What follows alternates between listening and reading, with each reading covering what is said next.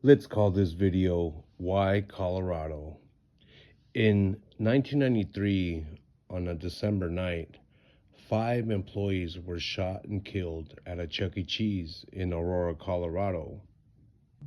On April 20th, 1999, Eric David Harris and Dylan Bennett Klebold committed the Columbine Massacre at Columbine High School. In 2012, a man called James Egan Holmes killed 12 people and injured 70 others in a Century 16th movie theater in Aurora, Colorado. And most recently, on August 13th, 2018, in Frederick, Colorado, Christopher Lee Watts murdered his family, 2 girls, a wife, and an unborn son.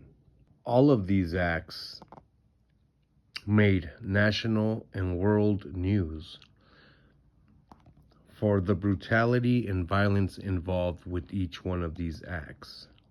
At the time, Nathan Dunlap was 19-year-old. He was a former employee of the Chuck E. Cheese, was frustrated after being fired a few months prior to the shooting. In 1996, Nathan Dunlap was found guilty of 4 counts of first-degree murder, 1 count of attempted murder, and other charges. He was originally sentenced to death by lethal injection. In 2013, John Hickenlooper, the governor of Colorado, signed a temporary reprieve that postponed his execution. Later, his death sentence was commuted to life in prison without parole in 2020. In 1999, Eric Harris and Dylan Klebold, after committing the Columbine Massacre, put an end to their lives themselves, never to give justice to the families of the victims. In 2015, after his trial began, James Holmes tried to play the insanity card. His first appearance in court, he looked down with a blank stare and just looked weird, pale, and gross. If you ask me, this is one that should have definitely gotten the death sentence.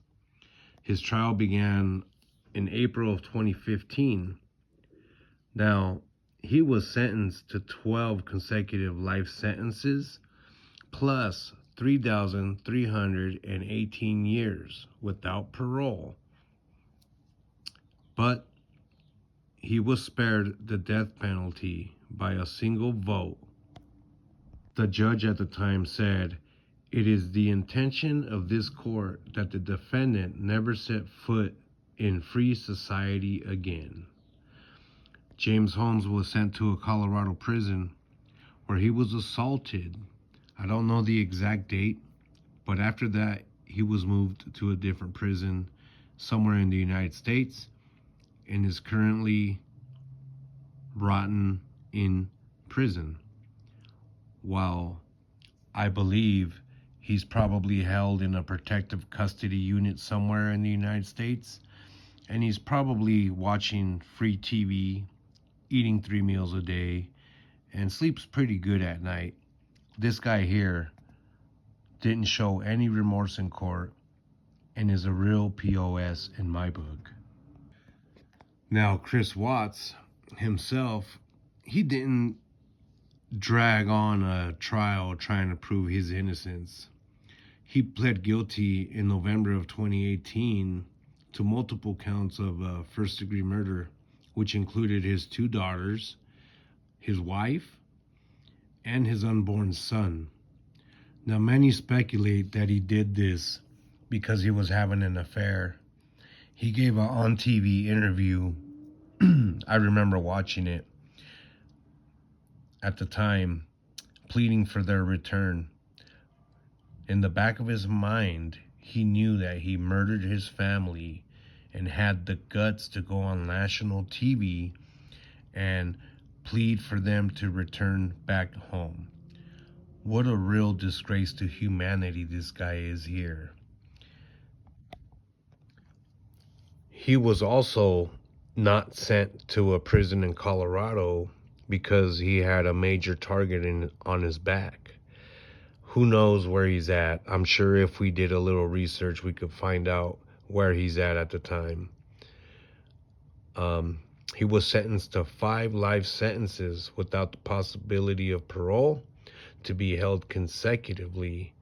And if I'm not mistaken, this here, I believe after this happened, there was a law passed that if you killed somebody that was pregnant, you would also be charged with the death of the fetus. Now let's just talk about this for a quick second.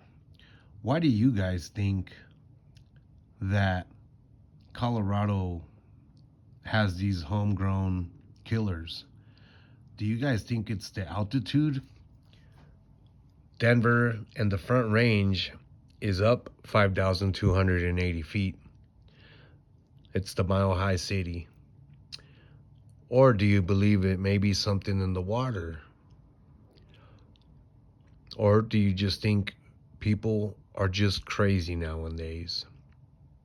I remember each one of these incidents since I was a resident of Colorado at the time.